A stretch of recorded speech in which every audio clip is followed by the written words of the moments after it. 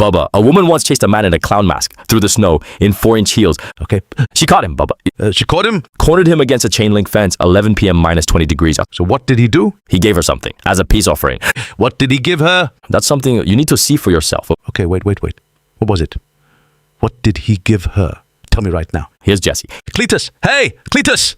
Chicago, January, 11 p.m., wind chill, minus 20 degrees, and Jesse has had 5 tequila shots. I feel great. I feel amazing. Chicago winters are nothing. I am built for this.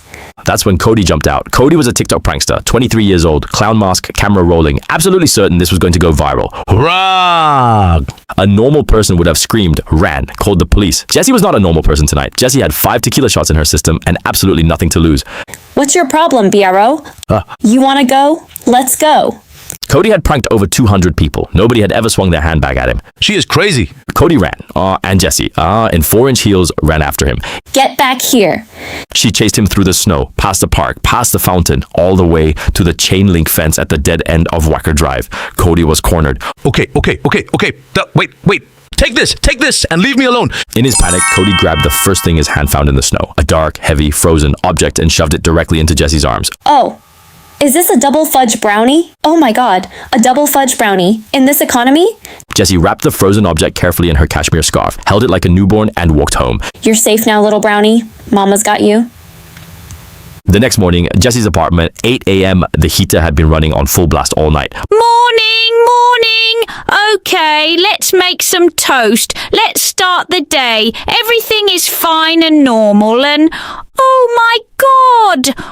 What's wrong? Jesse, what is that? What is on my kitchen island? That's my brownie. That is not a brownie. Oh no. Is that dog? Where did you... There was a guy in a clown mask, and I chased him, and he gave it to me as a peace offering.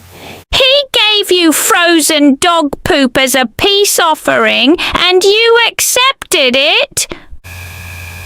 In my defense, it was very cold, and it looked exactly like a brownie. It was wrapped in my cashmere scarf. It was my cashmere scarf. I'm moving out. Cody posted the video that morning, 14 million views in 48 hours. The comments were not about the prank, they were about the brownie, and somewhere in Chicago, a Great Dane was having a very normal morning, completely unaware that it had briefly been mistaken for a dessert. Bubba, a soldier, once received a direct order in the woods from his commanding officer. Okay. It was about toilet paper, Bubba. I'm sorry. Here's Miller. Cletus, wait. Fort Bragg, North Carolina. Day 3 of field training exercises. Private Miller has a problem. Oh, no. That MRE from this morning is staging a full revolt inside my body right now. I have maybe 60 seconds. There is no bathroom for 6 miles.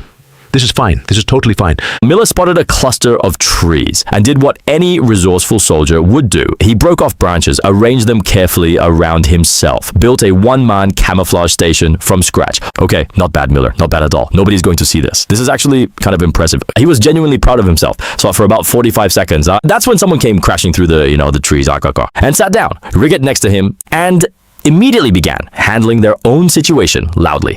Oh my God, that's Colonel Ironside. That is my commanding officer. If he sees me right now, I will be cleaning latrines for the next calendar year. Miller froze, completely still, didn't breathe, didn't move, became one with the forest, and then Colonel Ironside turned his head and looked directly through the leaves, directly at Miller. Neither man moved, neither man spoke. 2 soldiers in the woods making eye contact in a situation that military training does not cover. Son, what unit are you with? 101st Airborne Division, Private Miller, sir. Colonel Ironside.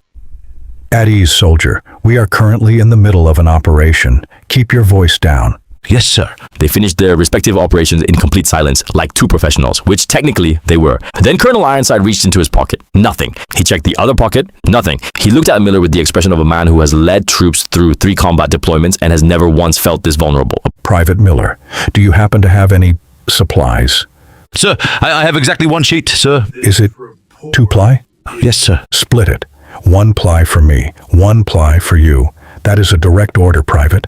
Yes, sir. Back at base, full battalion formation. Colonel Ironside steps up to the podium for the post-training debrief. During this exercise, I witnessed true soldiering. Private Miller demonstrated flawless camouflage technique, completely undetected in the field. But more importantly, He demonstrated something this army was built on, the willingness to share limited resources with a fellow soldier under pressure, without hesitation, without complaint. 400 soldiers burst into applause. Miller stood at attention in the front row, staring straight ahead, sweating through his uniform. Private Miller, front and center.